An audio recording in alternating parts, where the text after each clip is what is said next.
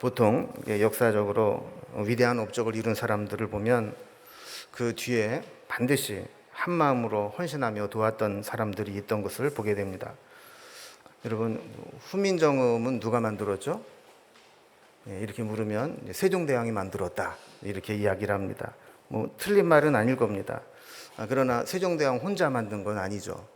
그가 집현전에서 자신의 뜻을 받들어 연구하고 또 헌신하고 또 실험하고 한글을 만들었던 수많은 학자들이 있었고 또 그를 돕는 손길들이 있었기 때문에 훈민정음이라는 것이 가능하게 된 것입니다. 세종대왕이 한글을 만들었다고 대표성을 띠고 후대에 전해졌지만 사실은 혼자 만든 게 아니라 수많은 사람들의 수고의 공동 결과물입니다. 우리가 사도 바울이 참 위대한 사도였다라고 알고 있습니다. 그가 어떻게 보면 세계 교회 역사를 바꾸는 업적을 이루기도 했죠. 그러나 가만히 보면 바울 혼자 그 일을 했던 것은 아닙니다. 바울은 중간중간 자신이 이렇게 할 수 있었던 그 배후에는 사도 바울 자기를 돕는 많은 손길들이 있었음을 고백하는 것을 보게 됩니다. 여러분, 교회도 마찬가지죠. 목사가 교회가 좋은 소문이 나면 대표로 칭찬을 받습니다. 그러나 목사 혼자 열심히 한다고 그런 좋은 결과가 나타나는 것은 아닙니다. 목사가 아무리 목소리 외치고 노력을 해도 성도님들이 따라오지 않고 반대하고 거기에 협조하지 않으면 그 일은 중간에 중도 하차할 수밖에 없는 것이죠. 그래서 이런 이야기가 있습니다. 평신도의 위대함과 영광의 비밀은 그의 익명성에 있다라는 겁니다. 여러분, 여기서 저하고 몇몇 교역자 빼놓고는 다 평신도들 아닙니까?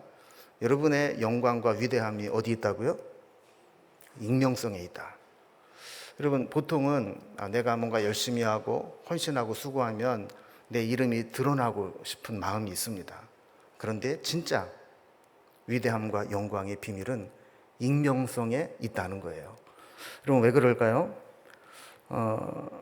하나님께서 익명성 속에 감추어진 성도들의 헌신과 수고를 다 기억하고 계시고 다 갚아주실 것이기 때문이라는 겁니다. 사실 저는 직분상 목사지만 종종 보면 제가 좀 부끄럽다 싶을 정도로 참 귀한 성도님들이 여러 분 계십니다. 그래서 그분들을 볼 때마다 나는 정말 아직도 멀었구나, 나는 부족하구나, 이런 것을 느낄 때가 많습니다. 그럼에도 불구하고 목사는 별로 한 것도 없이 영광도 받고 높임을 받습니다. 반면에 수고하고 애쓴 성도님들의 그 수고는 잊혀지는 경우가 많습니다. 그러나 하나님께서는 목사 한 사람보다도 여러 성도님들의 수고와 헌신을 통해서 주님의 교회를 세워나가고 계시고 하나님의 역사를 이루어가고 계시는 겁니다. 이것을 바울은 로마서를 쓰면서 마지막 부분에 자신이 이렇게 위대한 사역을 할 수 있었고 좋은 결과를 만들어낼 수 있도록 뒤에서 헌신하고 후원하고 수고했던 그 성도들을 일일이 소개하면서 그 동역자들의 헌신과 수고에 감사하는 마음을 표시하고 있습니다. 우리가 로마서를 계속 공부하고 있는데 아마 지난 시간에 뭐를 공부했는지 기억하시는 분은 아무도 없을 겁니다. 그러나 어쨌든 바울은 열심히 로마서를 쓰면서 몇 번이나 이 로마서를 마무리하려고 했습니다. 그래서 요즘 같으면 컴퓨터로 모든 문서 작업을 하니까 생각이 나면 중간에 끼워 넣기도 하고 그랬겠지만 옛날에 이렇게 불러주고 받아 쓰는 그런 입장에서는 나중에 생각이 나면 뒤에 부록처럼 첨가될 수밖에 없었던 거죠. 그래서 15장 13절에 보면 소망의 하나님이 모든 기쁨과 평강을 믿음 안에서 너희에게 충만하게 하사 성령의 능력으로 소망이 넘치게 하시기를 원하노라. 이렇게 축복과 문안 인사를 전하면서 사실 편지를 마무리하려고 했어요. 그런데 또 할 말이 생각이 나니까 그 후에 또 편지를 첨가합니다. 그래서 15장 33절에 보면 또다시 평강의 하나님께서 너희 모든 사람과 함께 계실지어다. 아멘. 그러면서 이제는 진짜 편지가 끝나나 보다 이렇게 생각을 했습니다. 여기서 편지가 끝나도 뭐 이상할 것이 없죠. 그런데 바울은 갑자기 이렇게 편지를 마무리하기엔 너무 아쉬운 게 있었습니다. 그게 뭐냐면 자기를 도와서 수고했던 믿음의 동역자들에게 문안 인사하고 그들에게 안부를 전하고 싶은 그런 욕심이 생긴 겁니다. 그래서 일일이 자기의 동역자 되었던 사람들을 오늘 소개하고 있습니다. 그럼 우리가 바울 그러면 드는 이미지가 있을 겁니다. 여러분은 바울 그러면 어떤 사람으로 생각이 나세요? 뭐 위대한 사도다, 또 예수밖에는 모르는 외골수의 신앙을 가진 사람이다, 거의 완벽에 가깝게 복음을 위해 모든 것을 바쳤던 능력의 사람이다, 이런 생각을 할지 모릅니다. 그러나 바울은 그 이면에 바울이 그렇게 살아갈 수 있도록 도와주었던 많은 믿음의 동역자들, 평신도 동역자들을 함께 소개하고 있는 것을 보게 됩니다. 특별히 그 사람 한 사람 한 사람을 일일이 기억하고 그들에 대한 칭찬을 하는 것들을 보면 그는 사람과의 관계에서도 아주 친화력이 있었던 것을 보게 됩니다. 그래서 주석가 매튜 헨리는 이 16장을 주석을 하면서 이렇게 이야기를 했어요. 서신의 본론부에서는 바울이 지식이 풍부한 사람으로 나타나지만 여기 끝부분에서는 어떤 사람으로 나타난다고요? 애정이 깊은 사람으로 나타난다. 그러니까 사람에 대한 존중함, 사람에 대한 소중함을 알고 있었고 그 사람들에 대한 마음이 깊었다는 것을 알 수 있는 거죠. 16장이 이것을 우리에게 보여주고 있습니다. 그래서 16장은 어떤 내용인가 몇 부분으로 좀 16장 전체를 좀 나눠보면 1절과 2절에서는 이 바울이 쓴 이 로마서를 들고 로마 교회에 전달해주는 이 베베 여 집사님을 소개하고 추천하는 장면이 1절, 2절에 나오게 됩니다. 그리고 3절에서 16절까지는 로마에 있을 것으로 알고 있는 교인들 중에 바울이 알고 있는 사람들이 있습니다. 그래서 바울이 아직 로마의 교회에 가진 않았지만 좀 내가 로마 교회에 가면 이러이러한 사람들이 있을 것이다 이렇게 듣고 알고 있는 사람들이 있는데 그 사람들의 이름을 불러가면서 일일이 문안 인사를 하고 있습니다. 그리고 17절에서 20절까지는 문안 인사를 하다 말고 또 생각이 난 게 있는 거예요. 그게 뭐냐면 교회에 잠깐 들어와서 거짓 교훈을 가리키는 분파주의자들이 있을 텐데 그들을 조심해라 라고 하는 마지막 교훈을 이야기하고 나중에 21절에서 24절까지는 이제 지금 로마서를 쓰고 있는 이 바울 곁에 있었던 자들이 이 로마 교회에 문안 인사를 전하고 있습니다. 그래서 내 옆에는 누구누구누구가 있습니다. 이들이 문안합니다 라는 것을 첨가를 해요. 그리고 25절에서 27절까지는 진짜 로마서를 마무리하면서 하나님께 영광을 돌리고 찬양하는 것으로 로마서는 전체가 맞춰지게 됩니다. 특히 이제 1절에서 16절까지는 이 베베를 소개하고 추천하고 로마에 있는 성도들 26명의 이름을 열거합니다. 그러니까 총 27명의 이름이 나오게 되죠. 아마 그들과 연관된 뭐 가족들 또 함께한 사람들과 합치면 더 많은 인물들이 포함이 될 겁니다. 자, 저들에 대한 이름 또 특징, 그들과 함께 있었던 신앙의 추억, 어떻게 보면 영적인 전후회 뭐 이런 것들을 일일이 나누면서 은혜를 나누고 있습니다. 우리가 지난 시간에 바울이 한시라도 로마에 가고 싶어하는 마음이 있다는 것을 여러 차례 밝혔습니다. 그런데 지금은 하나님께서 예루살렘 교회에 가서 할 일이 있기 때문에 내가 로마로 직접 가지 못하고 예루살렘으로 먼저 갔다가 가겠다 그런 얘기를 했죠. 그래서 예루살렘 교회에 큰 기근이 들었을 때 그들을 위해서 모아둔 구제헌금을 가지고 먼저 그것을 전달하고 난 다음에 로마로 가겠다. 그리고 그때는 로마만 가는 게 아니라 땅 끝으로 여겨진 서바나까지 갈 테니까 내가 로마까지 가면 서바나, 스페인까지 갈 수 있도록 나를 후원해 줘서 내가 세상 끝까지, 땅 끝까지 복음을 전할 수 있도록 그 나머지 사명은 로마 교회가 감당해 달라 하는 내용을 적었습니다. 자, 그러니까 지금 바울은 고린도에서 로마서를 써서 보내고 예루살렘으로 갔다가 다시 로마로 갈 겁니다. 그러면 이제 바울이 로마에 가기 전에 이 로마서는 베베를 통해서 로마 교회에 전달이 되고 회람되어서 읽혀지게 되겠죠. 그래서 이 로마서를 더디오라는 사람에게 대필 하도록 하고, 그리고 베베라는 여자 집사님에게 로마 교회에 전달을 해서 로마 교회에 이 로마서가 전달이 되게 되는 겁니다. 자, 그래서 1절에 보면 내가 겐그리아 교회의 일꾼으로 있는 우리 자매 베베를 너희에게 추천하노니 그랬습니다. 그 편지를 인편으로 전달을 하다 보니까 배달 사고가 종종 나타나게 됩니다. 중간에 분실되는 경우도 있지만 또 반대로 보내지 않았는데도 불구하고 그 사람이 보낸 것처럼 해서 거짓 편지들이 들어갈 수도 있습니다. 그렇기 때문에 이 편지가 잘 배달이 된 건지, 또 이 편지를 가지고 온 사람이 믿을 만한 사람인지, 그리고 이 편지가 정말 그 사람이 보낸 것인지, 이런 것들을 좀 확인할 수 있는 그런 근거들을 편지에게 남겨두는 것이 통례였습니다.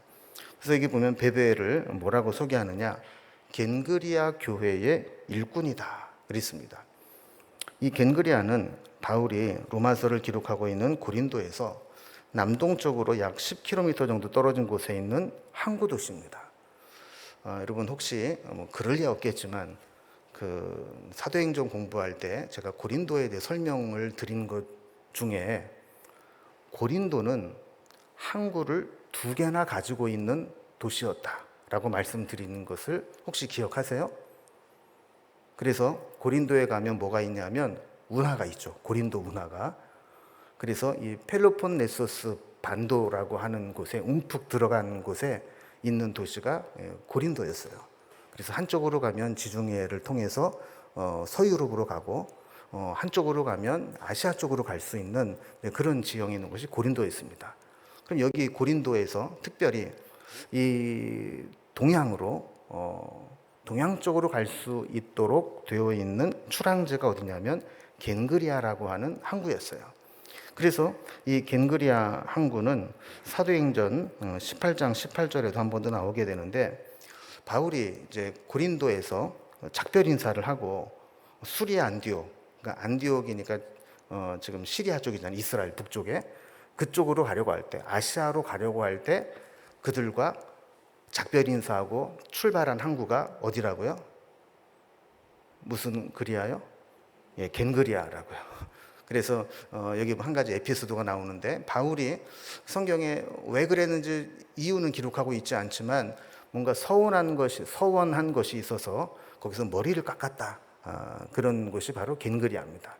자, 이 겐그리아 지역에 바울이 교회를 세웠다라는 이야기도 있고, 또 제자들이 교회를 세웠다는 이야기도 있는데, 어쨌든 이 고린도에서 멀지 않은 한 10여 킬로 떨어진 그곳에 겐그리아의 교회가 있었는데, 거기에 신실한 여자 집사님이 바울을 힘써 돕고 믿을 만한 후원자로 있었다라는 겁니다.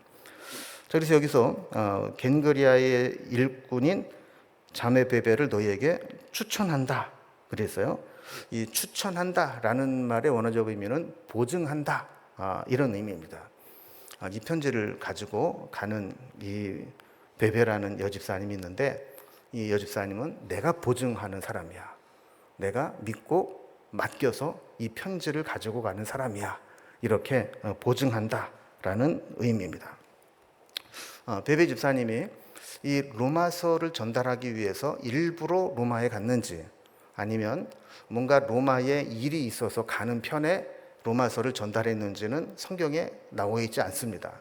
그런 어쨌든 분명한 것은 이 중요한 로마서를 믿고 보낼 수 있는 사람이 베베 여집사님이었기 때문에 이 여집사님을 로마 교회에 소개하면서 내가 이 사람을 보증한다, 내가 이 사람을 추천해서 보내는 것이다, 이렇게 이야기를 하고 있다라는 겁니다.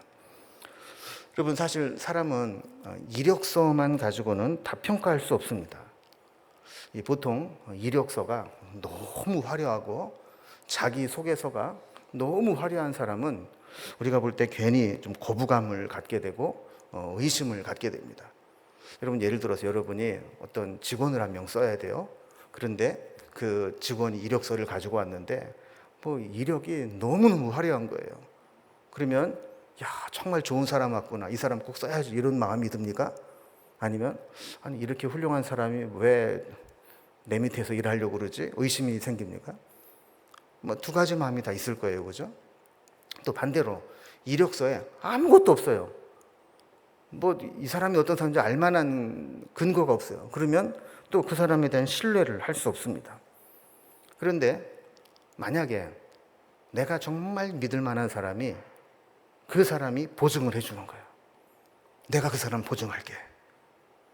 그 사람 정말 믿을 만한 사람이야. 만에 하나 문제가 생기면 내가 책임질게. 만약에 그렇게 보증해 준다면 여러분, 이력서가 더 중요할까요? 믿을 만한 사람의 그 보증이 더 중요할까요? 믿을 만한 사람의 보증이 훨씬 더 중요한 거죠. 그러니까 바울은 지금 이 베베 여집사님을 추천해서 보내면서 이 사람은 내가 믿을 만한 사람입니다. 내가 정말 보증하는 사람입니다. 이렇게 소개를 했다라는 겁니다. 자, 그러면서 이 베베 여집사님에 대해서 한 가지 부탁을 합니다.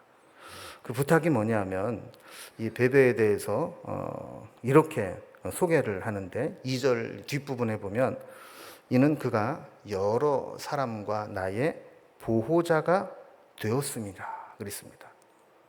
이 베베 여집사님이 사도나 목회자는 아닙니다. 평신도 집사입니다. 그런데 복음을 전하는 전도자나 사도 바울, 또 여러 사람들에게 보호자 역할을 했다라는 겁니다.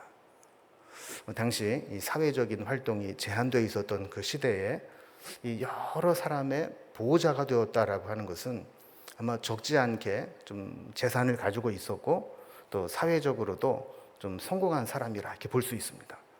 그런데 이 베베 집사님이 참 귀한 게 뭐냐면 자기가 가지고 있는 이 재산, 또 사회적인 명성을 가지고 복음을 전하는 사람들을 뒷바라지하는 데 썼다는 거예요. 그래서 여기 보면 보호자가 되었다 그랬는데 이 보호자는 뭐를 의미하는 걸까? 어떤 역할을 하는 걸까? 하는 것을 생각해 보려고 합니다. 그 당시에 복음을 전하는 사람들은 오늘날처럼 이렇게 한 곳에 정착해서 목회를 하는 목회자라기보다는 이곳저곳을 다니면서 복음을 전하는 순회 전도자였습니다. 자, 그러다 보니까 여러 가지 취약한 점들이 있었습니다. 먼저는 이렇게 여러 지역을 다니다 보면 늘 이방인으로 살아야 됩니다. 그러다 보니 신분의 보장을 받지 못하는 경우가 있습니다. 신분의 보장을 받지 못한다는 것은 의심을 받을 수 있고 배척을 당할 수도 있다는 겁니다. 자, 이럴 때 그 지역에서 좀 영향력이 있고 덕망 있는 사람이 나타나서 그 사람의 신원을 보증해주고 텃세라든지 불필요한 마찰이 생기지 않도록 보호해주는 역할을 한다면 그 사람은 그 지역에 와서 활동하는데 훨씬 자유로워지게 됩니다. 두 번째로 이 복음 전하는 자들, 사도들의 취약한 점은 경제적인 열악함입니다. 이 경제적인 후원을 해주는 겁니다. 복음을 위해 뛰어다니다 보면 돈 버는 일에 집중할 수가 없습니다. 여러분, 요즘도 그렇지만 여러분, 돈 버는 게 쉽습니까? 남의 주머니에 있는 돈 갖고 오는 게 쉬운 게 아닙니다. 그 당시도 마찬가지죠. 그런데 복음도 전해야 되고 돈도 벌어야 되고 한다면 복음 전하는 일에 집중할 수가 없습니다.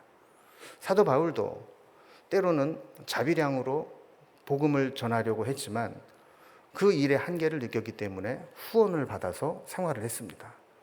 그러다 돈이 떨어지게 되면 어려움이 생기게 되는데 이때 경제적인 후원자가 되어주었다라는 겁니다. 세 번째로 보호자의 역할이란 정신적인 후원도 필요할 때가 있습니다. 특별히 앞서서 일하는 사람들에게도 위로가 필요할 때가 있습니다. 여러분, 목사는 위로 없어도 지 혼자서 알아서 잘하는 그런 사람일까요? 물론 그래야 됩니다. 하지만 때로는 목사에게도 위로가 필요할 때가 있습니다.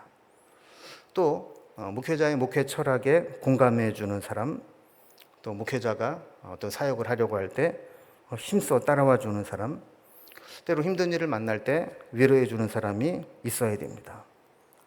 그래서 목회자가 참 몸은 힘들고 정신적으로는 피곤해도 주의 일을 하는 게 참 귀하구나, 참 행복하구나, 이런 마음을 가질 수 있도록 하는 것이 필요하다라는 것이죠. 또한 보호자가 된다는 것은 전문적인 사역을 할 때 정보나 지식의 동역자가 된다는 겁니다. 여러분, 옛날부터 위대한 사역자들 뒤에는 조력자들이 있었습니다. 빌리 그레이엄 목사님 곁에는 항상 조직신학자, 성서신학자, 사회학자, 이 세 명의 전문가가 항상 그의 사역과 설교에 필요한 자료와 신학적인 정보들을 제공해 주었다고 합니다. 사실 유명한 설교자들은 목욕탕에서 하고 묵상하면 막 설교가 나오는 게 아니에요.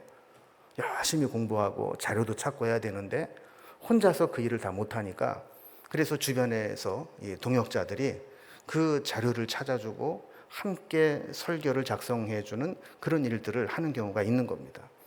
목회자도 마찬가지죠. 목회자가 모든 면을 어떻게 다 잘할 수 있겠어요. 그럴 때 전문가들이 옆에서 있고 필요할 때마다 탁 연락을 해서 이거는 어떻게 되는 거죠? 물어보면 탁 도와주는 그런 사람이 있으면 좋은 거예요. 근데 요즘은 그런 게 없어도 돼요. 왜냐하면 챗 GPT나 AI가 얼마나 잘해주는지 몰라요. 그래서 어쨌든 이런 도움과 후원과 보호와 조력이 있을 때 사도 바울은 그의 사역을 능력 있게 감당할 수 있었던 겁니다. 그래서 이제 2절을 보면 사도 바울이 베베 집사님을 로마 교회에 추천해서 보내면서 이렇게 얘기합니다. 너희는 주 안에서 성도들의 합당한 예절로 그를 영접하고 그랬어요. 합당한 예절이 뭘까요? 당시의 여성은 여러 가지 신분적인 차별과 또 왜곡된 시선이 있었습니다. 그래서 요즘에도요, 우리가 말하다가 실수로 잘못해서 여자들은 다 그래. 제가 한번 그 얘기 한번 했다가요, 막 여자들이 벌떼같이 일어나서 여자들이 뭐 어때서 그러는데요. 그래서 아니 그거 내가 실수한 거고 이러고 금방 꼬리를 내렸어요. 근데 옛날에는 오죽했겠어요. 그러다 보니까 이 베베 여집사님이 로마서를 가지고 갔을 때 그것 때문에, 여자라는 것 때문에 피해를 보거나 차별을 당하지 않도록 합당한 예절로 대해줘라, 이렇게 이야기를 한 겁니다. 바울이 사실 아까도 이 베베 집사님을 나의 보호자였다, 이렇게 이야기를 한 것처럼 그는 여성이었지만 그가 가지고 있는 물질과 또 사회적 지위를 가지고 얼마든지 복음 전환 자들의 보호자 역할을 했던 사람이거든요. 그런 역할을 했었기 때문에 이제는 그에게 합당한 예절을 대하여 갖춰줘라 라는 겁니다. 그러면 합당한 예절로 영접한다는 게 뭘까요? 그를 마치 바울을 대하듯 대하라라는 겁니다. 예수님도 제자들을 보내시면서 마태복음 10장 40절에 보면 이렇게 말씀입니다. 너희를 영접하는 것이 나를 영접하는 것이요 나를 영접하는 자는 나 보내신 자를 영접하는 것이니라. 그러니까 우리가 예수님의 제자들을 영접하면 예수님 제자를 보낸 예수님을 영접하는 것과 같은 것이고, 예수님을 영접한다면 예수님을 보내신 하나님 아버지를 영접하는 것과 같은 것이다 라는 거예요. 그러니까 이 베베 집사님을 영접할 때 합당한 예절로 영접하라는 것은 베베 집사님을 보낸 바울을 영접하는 것처럼 영접해 주는 것이 합당한 예절이라는 겁니다. 그럼 베베 집사님은 바울이 처음에 이 고린도나 그 지역에 복음 전하는 자로 갔을 때 고린도의 입장에서 보면 이방인입니다. 그런 이방인을 열심히 도와주고 보호해 주었습니다. 그런데 이제 베베 집사님이 로마에 갔습니다. 그러면 베베 집사님은 고린도에서는 유지지만 로마에서는 이방인이거든요. 그 바울이 이방인으로 갔을 때 베베 집사님이 그를 영접해 준 것처럼 이제 베베 집사님이 로마에 갔을 때 로마 교인들은 바울을 영접하듯 베베 집사님을 영접해 달라 부탁하는 겁니다. 자, 그러면서 두 번째로 베베 집사님을 어떻게 도와주라고 그랬느냐? 무엇이든지 그에게 소용되는 바를 도와줄지니 그랬습니다. 여기서 바울의 마음을 알 수 있어요. 뭐냐면 어느 한도 내에서 도와줘라 이렇게 얘기하지 않았어요. 시간이나 물질이나 기간이나 어떤 것을 정해놓고 도와주라고 한 것이 아니라 무엇이든지 그에게 소용되는 바를 도와주라. 필요하다면 필요하다고 얘기하는 모든 것들을 도와줘라. 이렇게 부탁을 한 겁니다. 이렇게 이제 1절과 2절에서는 이 베베 집사님에 대해서 이렇게 추천을 하고 설명을 합니다. 그리고 크게 이제 두 번째로 로마에 있는 성도들 중에 바울이 알고 있는 성도가 있습니다.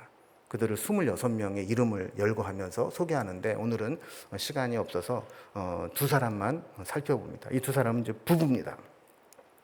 브리스가와 아굴라라는 거죠. 여러분 성경에 보면 부부가 몇 상 등장을 합니다. 근데 그 중에서 가장 이상적인 부부를 한 커플 꼽아라 그러면 이 브리스가와 아굴라를 꼽을 수 있습니다.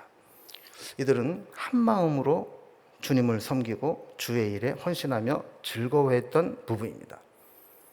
여러분 부부가 같은 신앙을 가지고 사는 것이 좋습니다. 그런데 같은 신앙만 가지고 사는 것에 끝나지 말고 같은 신앙으로 같은 비전을 품고 또 뭐 이렇게 얘기하는 게 적합할지 모르지만 신앙의 수준이 좀 비슷한 것이 좋습니다. 한쪽은 막 뜨겁고 앞서 나가는데 한쪽은 자꾸 주저앉고 그러면 이게 서로 신앙은 같지만 갈등을 느낄 수밖에 없는 겁니다. 그런데 이 브리스가와 아굴라는 둘이 함께 헌신하고 함께 동역했던 자라는 것을 보게 됩니다. 근데 뭐 굳이 따지면 이 여자가 믿음이 더 앞서 나갔던 것 같아요. 그래서 여러분 브리스길라와 아굴라 그러면 이 둘 중에 누가 남자일까요? 보통은 남자 이름이 먼저 나오잖아요. 그래서 브리스길라가 남자 같은데 사실은 아굴라가 남자입니다. 브리스길라 또 브리스가가 아내예요. 사도행전 18장에 보면 이 브리스가와 아굴라가 원래는 로마에 살고 있었다는 것을 알게 됩니다. 그런데 글라우디스 황제 때 유대인들을 박해하면서 모든 로마에 있는 유다인들은 로마를 떠나라. 추방령을 내립니다. 이때 브리스길라 아굴라가 어쩔 수 없이 로마에서 쫓겨납니다. 쫓겨나서 어디로 왔느냐? 고린도라는 곳에 옵니다. 근데 그들이 직업이 뭐냐면 텐트를 만드는 천막 깁는 일을 했습니다. 그러니까 천막 만드는 사람이다. 그러니까 지금 우스워 보이지만 그 당시에 이 천막이라고 하는 것은 레저용으로만 쓰는 게 아니었어요. 로마 군대들이 이동을 하면 군대 막사로 쓰기도 했고 또 상인들이 이동을 할 때도 그 숙소로 쓰기도 했던 엄청난 큰 사업을 하는 사람이었습니다. 그런데 브리스라 아굴라가 왜 유명해졌느냐? 고린도에 와서 그 천막 만드는 사업을 하고 있을 때 사도 바울이 고린도라고 하는 지역에 와서 복음을 전하다가 복음 전할 때 고린도 사람들이 저거 먹고 살 게 없으니까 복음 전한다고 하면서 돌아다니면서 빌어먹고 사는 거야. 그런 소리를 들으니까 내가 자비량으로 선교를 하리라. 그리고 유대인들은 기술을 하나씩 가지고 있잖아요.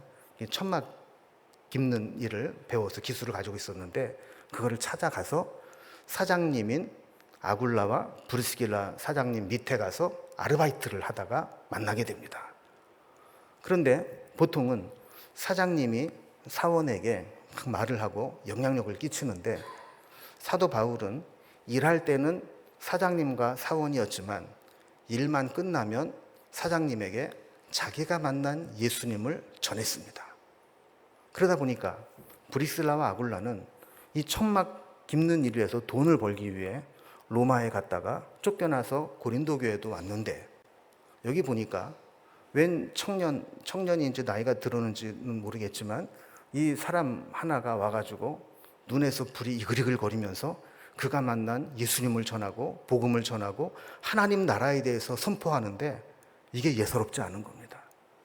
계속 그 얘기를 듣다 보니까 브리스길라와 아굴라가 인생의 목적이 달라집니다. 돈이 다가 아니구나.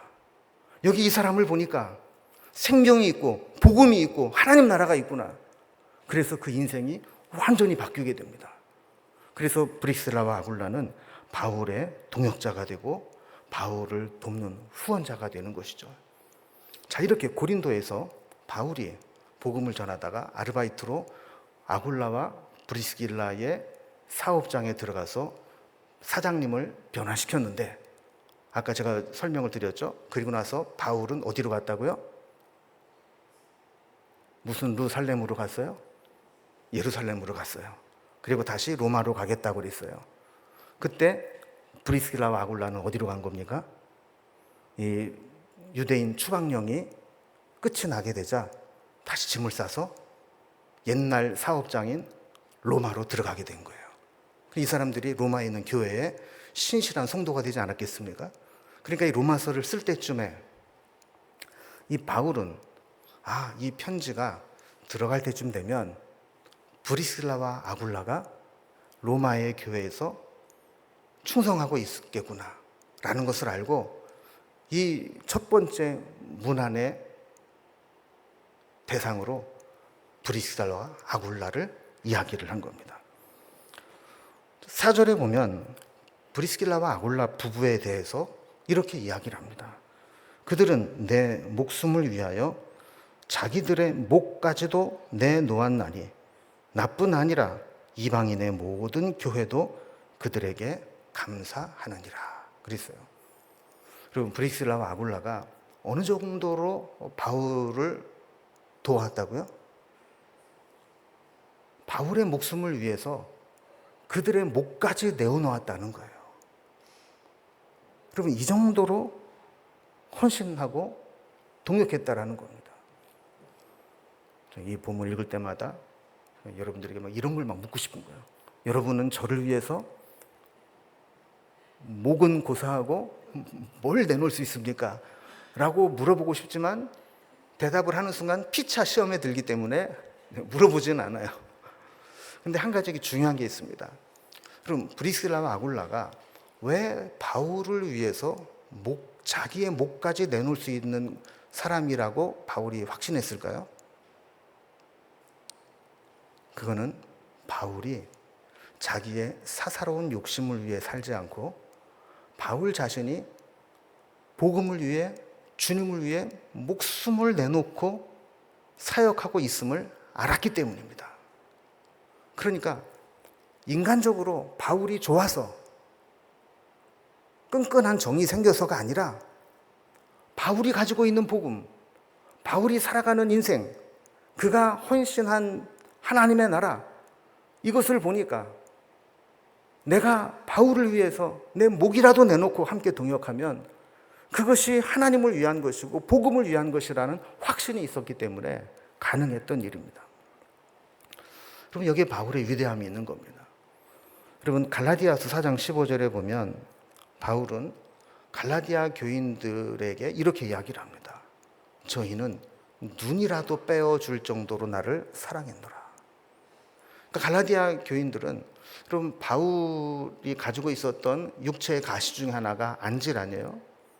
시력이 나쁘고 안질이 있고, 그래서 이 눈이 잘 안 보이는 것 때문에 복음 전하는데 좀 제약이 있었는데, 갈라디아 교인들이 바울에게 복음을 받아들이고 어떤 마음이 있었느냐면, 할 수만 있다면 내 눈을 빼서 바울에게 주어서 바울이 밝은 눈으로 여기저기 다니면서 복음을 전하면 좋겠다, 이런 마음까지 가졌다라는 겁니다. 브리스길라와 아굴라의 또 하나 훌륭한 점이 있습니다. 5절 앞부분에 보면 또 저희 집에 있는 교회에도 문안하라 그랬습니다. 그러니까 이 얘기는 무슨 얘기냐면 브리스라와 아굴라가 자기 집을 교회로 오픈해서 드렸다는 이야기를 들은 겁니다. 그가 고린도에서도 그러더니 로마에서도 그들에 대한 소문을 들어보니까 가서 사업을 하면서 자기 집을 개방해서 자기 집에서 교회로 모이고 있었다라는 겁니다. 보통 가정은 사적인 공간이죠. 현대인들은 가정을 사생활을 보호받아야 될 자신만의 공간이라고 생각하기 쉽습니다. 요즘에는 신방받는 것도 부담스러워합니다. 그런데 자기 집을 교회로 내놨다. 얼마나 귀찮은 일입니까? 시도 때도 없이 사람들이 집을 찾아와가지고 예배 드린다고 그러고 교제한다고 그러고 밥한다고 주방 들어가서 다 뒤집어 놓고. 여러분, 이런 일이 있지만 브리스라와 아굴라는 그거를 기쁨으로 여기고 자기 집에서 복음이 전파되는, 하나님을 예배하는 교회가 되었다는 겁니다. 오늘 말씀을 이제 마무리합니다. 사도 바울은 로마서를 쓰면서 사실 할 얘기는 다 했지만 마지막에 이 로마서를 써서 로마에 전달하는 베베 집사님, 여집사님에 대해서 수고하고 그를 위한 부탁을 하고, 그리고 로마 교회에 있는 바울이 알고 있는 성도들을 쭉 열거하는데 그 중에 첫 번째로 브리스라와 아굴라 부부에 대해서 이야기하면서 그들과 있었던 신앙의 추억, 그리고 또 지금도 로마에 사고 있는 사역들을 격려하고 문안하는 그런 내용을 살펴보았습니다. 여러분, 저는 가능하면 바울을 본받아서 바울처럼 내 모든 것들을 걸고 복음을 위해 살아가도록 노력하겠습니다. 성도님들도 함께 힘을 모아 동역해 주시고 하나님 나라에 힘을 모아 주시기를 주님의 이름으로 기원합니다.